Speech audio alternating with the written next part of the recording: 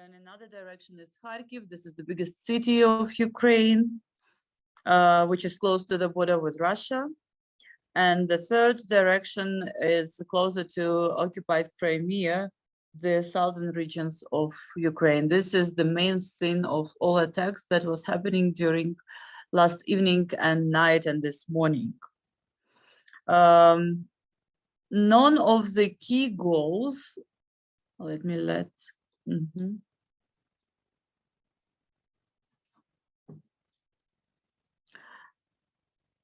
So none of the key goals of Russian Federation yet been achieved by Russia. Russia uses its best military units in order to fight with Ukrainian military and civil population. The state aggressor yesterday tried to capture Energodar. Energodar is the place where the biggest in Europe Zaporizhzhia nuclear plant is located, and the active military actions there by Russian terrorist force, they're threatening the largest nuclear catastrophe to unfold in Europe. This is our big Belarus armed forces remains highly probable. And there are war crimes committed against Ukraine and its people, and Belarus or any other country responsible for providing assistance to Russia's invasion into Ukraine will be a responsibility together with Russia, in accordance with international law, and will be similarly internationally isolated as Russia. Of course, with the military defeats on the ground, the Russian troops began this indiscriminate shelling of Ukrainian cities. So we see a very dangerous situation now that the shellings are very random. They are hitting both infrastructural and civil objects, the houses of ordinary people living both in the center and outskirts of bigger cities. We don't have any humanitarian corridors yet provided by the governments.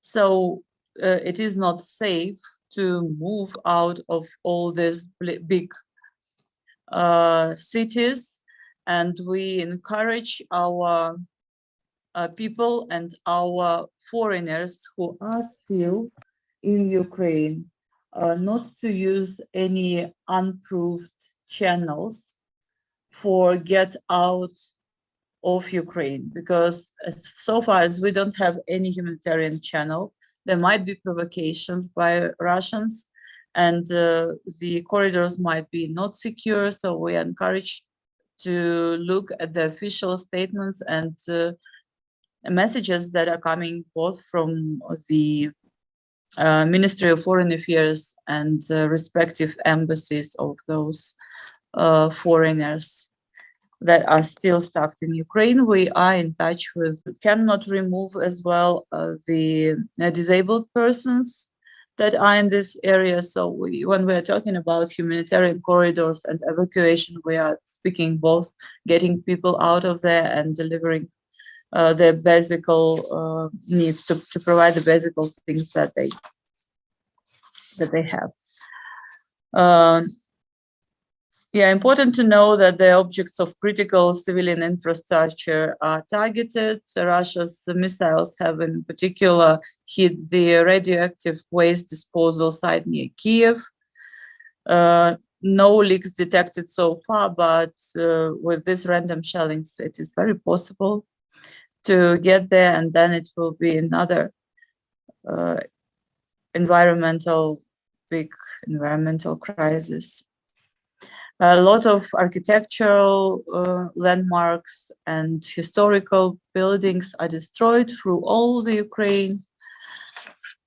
That is why we urge all the international community to show solidarity with Ukraine. I'm sure you were following yesterday United Nations General Assembly vote, and if some of you would have any questions regarding that, I will be gladly answering them.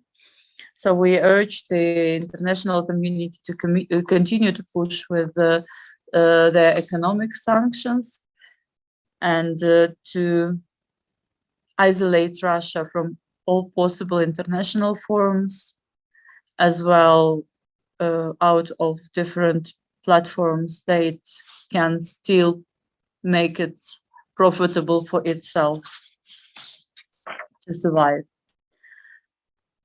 And due to the rising humanitarian crisis in Ukraine, of course, we're asking for humanitarian support, all the possible support that can come through, and also providing Ukraine with financial support. We're grateful for those partners who already made their big efforts to assist you. Feel free to unmute yourself.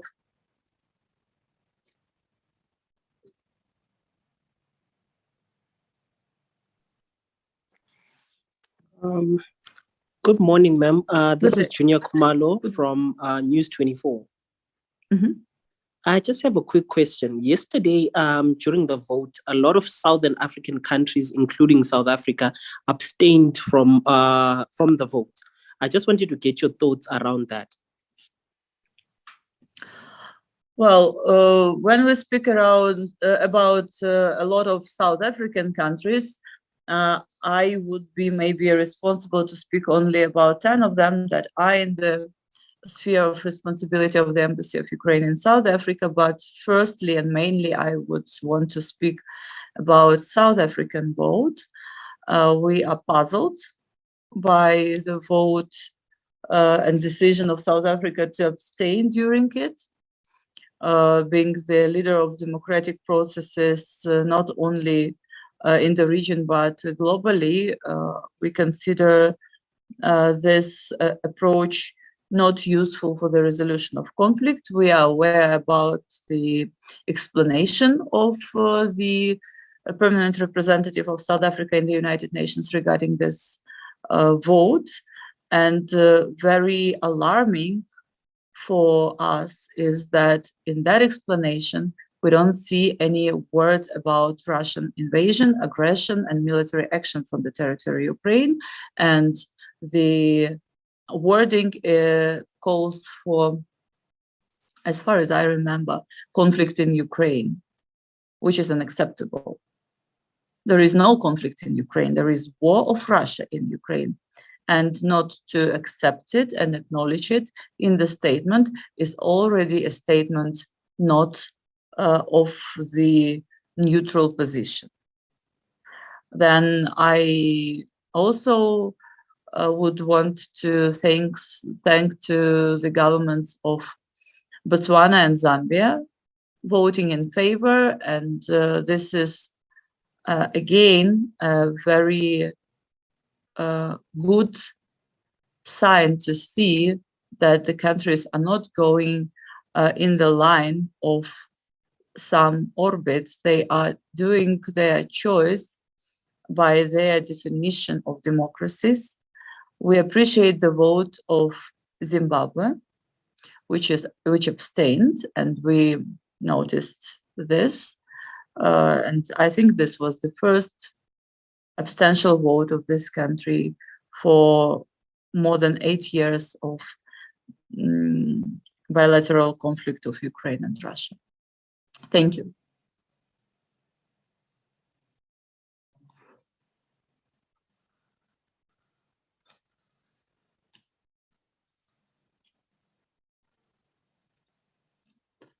All right, ladies and gentlemen, I hope that I gave you enough of information, and if something new occurs, please follow our official and my personal Twitter and Facebook.